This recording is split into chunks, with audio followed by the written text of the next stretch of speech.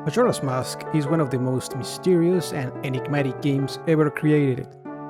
Ever since its release, there have been countless theories trying to decipher its many mysteries and unanswered questions. The game itself is quite ambiguous about the events that happened before Link arrived to Termina. We get bits and pieces of information from NPCs, but most of it is up to interpretation. Of all the secrets hidden in this land, the one that is arguably the most mysterious and probably the most sinister is the origin of the Majora's Mask. Today, I will try to uncover what the true nature of the mask is and the one who created it. Today, we will theorize about Majora.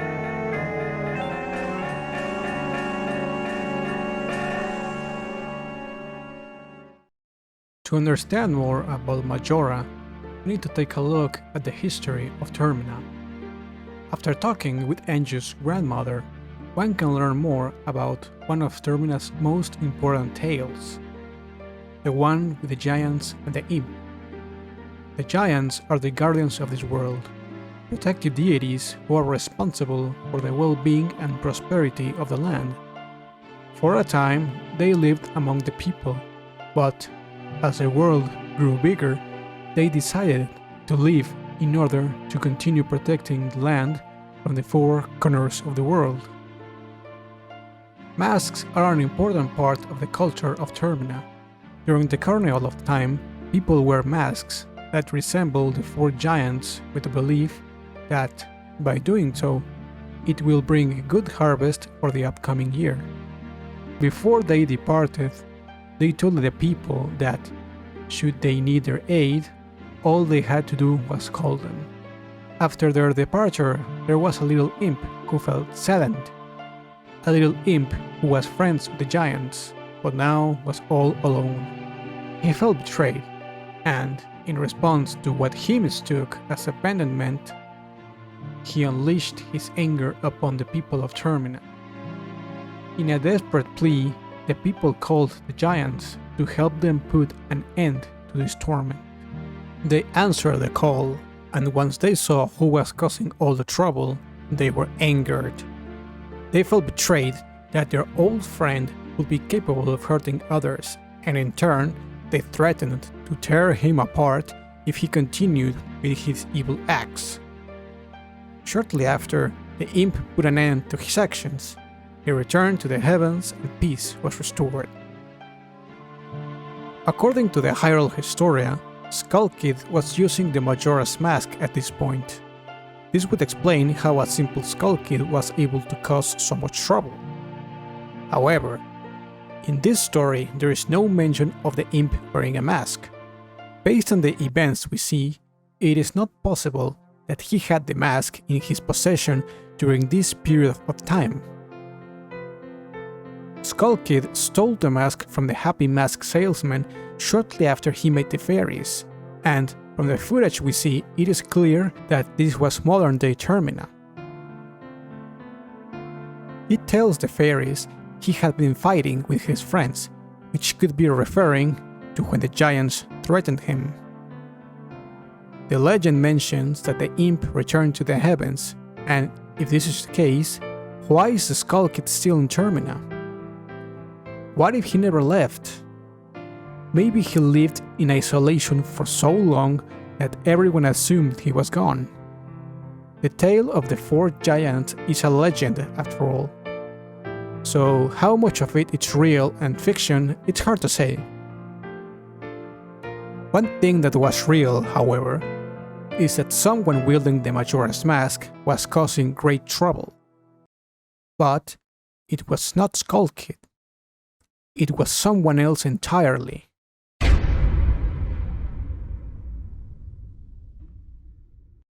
Have you ever wondered why is it that the Happy Mask Salesman is the only one who seems to know anything about Majora's Masks? Other than him, no one seems to know about its existence.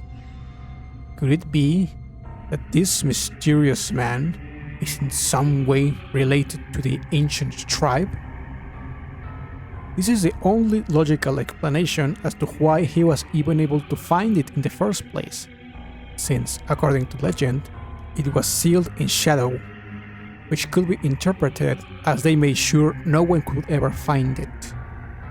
He mentioned he went through great lengths to find it, and once he did, he could feel a sense of doom coming from it. This begs the question of, why exactly was he looking for it? What were his intentions? Searching for an artifact this dangerous surely must have a reason beyond just to keep it as a collectible. Maybe he had the urge to find it. But why? The Happy Mask Salesman mentioned that the mask was originally used for hexing rituals. According to the Cambridge Dictionary, the definition of a hex is to put an evil spell on someone or something in order to bring them bad luck or trouble. This definition is literally describing what the mask represents: a bad omen. The purpose of the mask was clearly for sinister intention, yet it was sealed away to prevent catastrophes? Could it be that the mask got too powerful for the tribe to control? Or maybe someone was abusing of its power?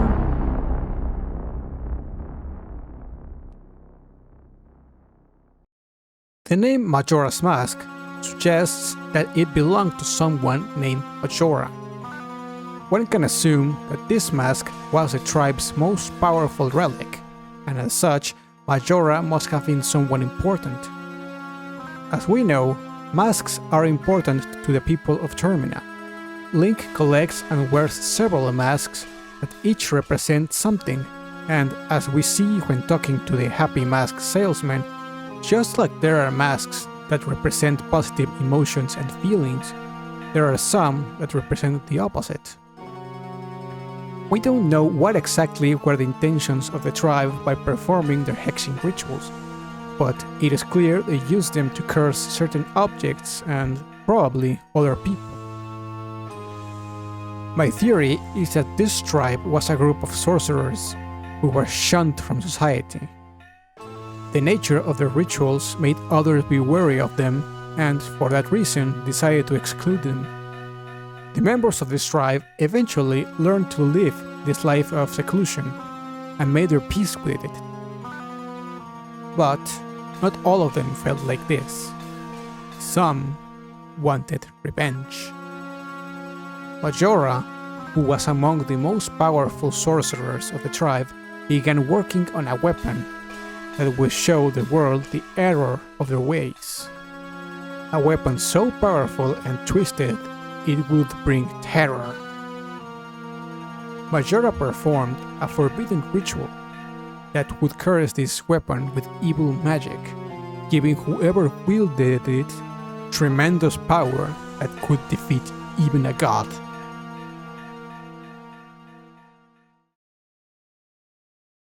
The first to fall at the hands of Majora was no other than the Ikana kingdom. The Ikana king mentions that the downfall of the kingdom happened after someone opened the doors to Stone Tower. He claims that an evil was sealed in there, corrupting the people of the kingdom, arguably causing a civil war, and during this turmoil, the Gara took advantage of the situation, and that basically ended the reign of the Ikana royal family. What if this evil didn't actually come from Stone Tower, but from Majora? Based on the dialogue, the king has no idea who opened the doors to Stone Tower. He could have blamed the Gara or any of his other enemies, but he didn't. Sharp, one of the composer brothers, mentions that a masked one had upset the order of things by letting the dead spirits of Ikana roam the land. What if the doors of Stone Tower being opened and the dead roaming the land are not the same event? Based on what we see, it is clear that the downfall of the kingdom happened a long time ago, and the dead being brought back is a more recent event. I could go on further about the fall of Ikana, since I believe there is a lot to uncover there. But my main point about bringing this up is that Skull Kid was not the one who originally cursed Ikana. It was Majora. The tribe members were terrified of all the chaos Majora was causing, and begged him to stop with his rampage, or else the entire world would become their enemy. Majora, at this point, did not care. The power of the mask was too great for anyone to stop him. Not even the giants had that kind of power. Majora's desire for revenge, combined with the dark nature of the mask's purpose, created a being that only sought one thing. You will witness true horror.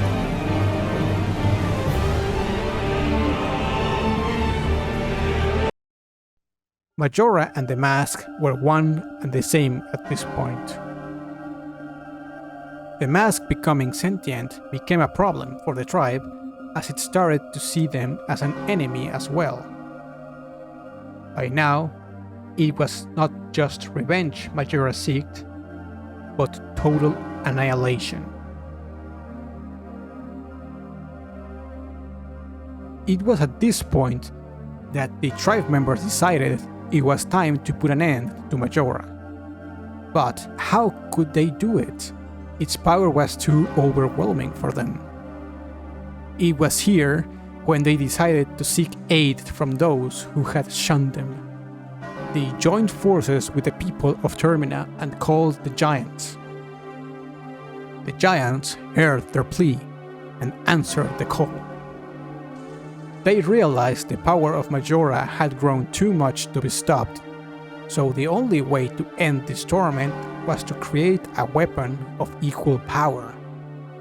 A weapon that, unlike Majora, represented hope and happiness, and thus fierce deity was born. A weapon that had the memories and hopes of all the people of Termina, one that was blessed by the giants themselves. Their efforts were successful. With fierce deity, they managed to overpower Majora and finally put an end to his rampage. Who was the brave hero that wielded the fierce deity? No one seems to know. Using an ancient spell, Majora's evil spirit was sealed inside the mask. To prevent this from ever happening again, the tribe sealed away the mask in a location that to this day remains a mystery to everyone but one person. After the deed was done, no one knows what happened to the tribe. It is said they returned to live among the people and left their evil rituals behind. Others say they simply vanished. In the present day, there is but one member from this tribe that still lives on, someone who disguises himself as a traveling mask salesman. It could be that the real reason he was searching for the mask was to get completely rid of its evil, as he felt that one day Majora could reawaken. Have you ever wondered what the origin of the Song of Healing was? This is a powerful song that heals evil and troubled spirits and turns them into masks. Could it be that, after all this time, he believed Majora's spirit could be healed? Being from a tribe of sorcerers, this could explain how someone like him knows the Song of Healing. It could be that it was created by the tribe in order to amend for the pain Majora caused. What if the masks he carries are of spirits he has cleansed, and the real reason he travels is to look for people to help? Could it be that the reason he disappears at the end is because, now that Majora's evil spirit is gone, the heavy burden from his ancestors was finally lifted, and now he can finally rest.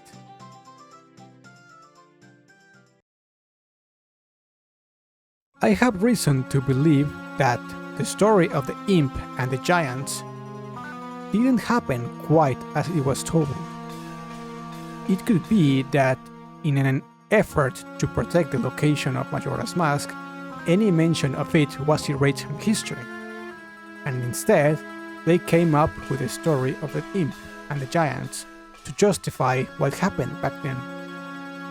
What if this story was not a legend, but a prophecy of what was to come?